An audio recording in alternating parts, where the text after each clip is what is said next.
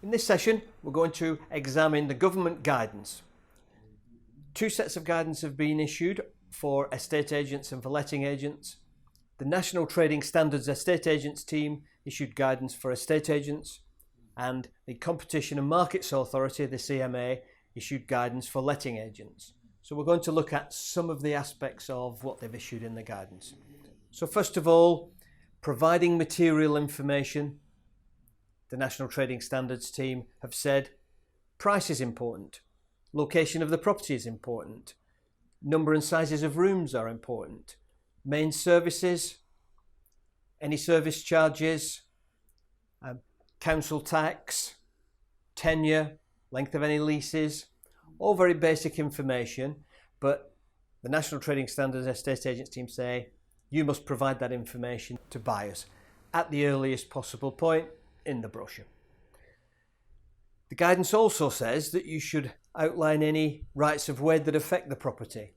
Yes, I think that's reasonable. Full details of any parking facilities. Yes, we've covered that in a previous module.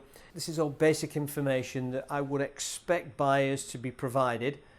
They then say buyers should be provided with details of any significant non-standard features of the property, any substantial limitations on the use of the property, any applications for planning permission that might have been issued recently that might impact on the surroundings of the property, any evidence of flooding at the property, whether there are any solar panels on the roof of the property and who owns those solar panels, whether they're leased or owned by the property, whether the property is next to a mobile phone mast, a railway line, a nuclear power station, for example, or a sewage plant.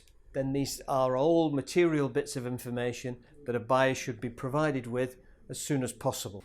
Most importantly, the guidance says that buyers should be provided with information about issues with title. So if there's a problem with the title and it's going to have difficulty in being sold, buyers should be told about it. Length of any lease that's involved, the term of any lease, any conditions of the lease, any unusual payment obligations under the lease, any surprising or unusual covenants that might exist regarding the property, any major structural defects. These all should be provided to buyers at an early stage so that they can make a decision as to whether to view or to buy a property. Japanese knotweed is always something I get asked about, and the guidance is very clear. It says if the property has Japanese knotweed, you have to make sure that buyers are informed about that situation. In essence, the guidance is saying you mustn't deliberately hide or omit material information. You can't adopt an ask no questions, shut one's eyes approach to this. You have to be professional about the whole thing. And in fact, the guidance says that if you don't know something material that you should have known, you will still commit an offence if you don't disclose it.